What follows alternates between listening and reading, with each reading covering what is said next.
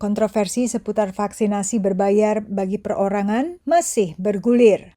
Tapi menurut Menteri BUMN Erick Thohir lewat akun Instagramnya, program ini adalah untuk membantu percepatan program vaksinasi. Kita punya jaringan apotek kimia farma itu 1.300. Dan di dalam apotek itu kemarin saya kan sudah lihat kan, ada klinik-kliniknya. Ada dokternya, ada nakesnya. Apa salahnya kalau kita ingin mengurangi beban nakes yang ada di rumah-rumah sakit? Apa salahnya? Kita ingin bantu. Vaksinasi gotong royong awalnya diprakarsai Kadin dan dibayarkan oleh perusahaan untuk para karyawannya. Namun kini rencananya diperluas menjadi vaksinasi gotong royong individu. Menurut Erick Thohir, vaksin gotong royong dan vaksin gratis dari pemerintah berasal dari dua jalur yang berbeda. Meski BUMN membantu kedua program itu. Sementara Menteri PPN Kepala Bappenas yang ditemui VOA saat lawatan di Washington DC mengatakan program vaksinasi berbayar adalah program alternatif.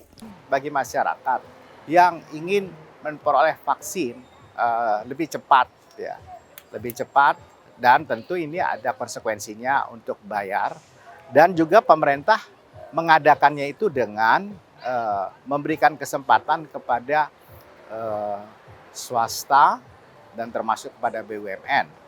Nah, dalam hal ini pemerintah sama sekali tidak ikut terlibat di dalam pengadaan vaksinnya itu. Dan vaksin tersebut sesungguhnya vaksin yang diperoleh secara komersil oleh mereka, dan karena itu mereka menjualnya juga dengan secara komersil.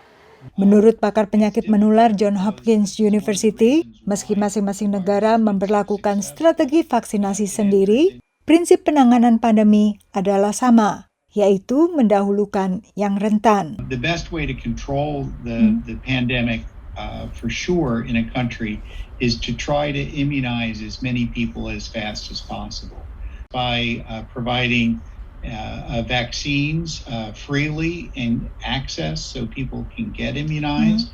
Early on, certainly here in the United States, there was scarcity, so we tiered immunizations to people that had the highest risk for severe illness, and then as the supply became more plentiful, then really everyone was immunized. Di tengah lonjakan kasus COVID dan mengganasnya varian Delta di tanah air dan masih tingginya jumlah orang yang kesulitan mengakses program vaksinasi resmi, ahli medis menilai penerapan kebijakan siapa yang bisa membayar akan mendapat vaksinasi lebih cepat.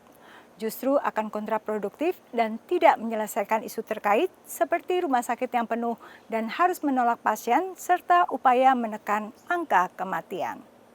Sementara itu, Michael Ryan, Direktur Eksekutif WHO kepada VOA menambahkan bahwa pihaknya mengerti kesulitan Indonesia menghadapi lonjakan kasus varian Delta. We should be much further ahead with vaccination there. Indonesia should have had much more access to vaccines through initiatives like COVAX. So again, I think it makes the point that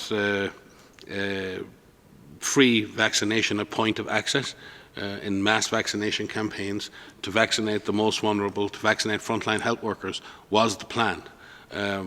Unfortunately, that is not how this is working out. And again, we're seeing hundreds, thousands of people being infected, and more importantly, people being hospitalized and died who could and should have been protected thus far in this pandemic. Selain bantuan vaksin Moderna dari Amerika Serikat sebanyak 3 juta dosis pekan sebelumnya, Indonesia telah menerima tambahan vaksin Moderna sebanyak 1,5 juta dosis dari Amerika. Bantuan baru ini disertai tambahan pelatihan, 1.000 ventilator dan bantuan lain yang bernilai total $14,5 juta atau lebih dari 200 miliar rupiah. Dari Alexandria, Virginia, Yuni Salim dan tim VOA.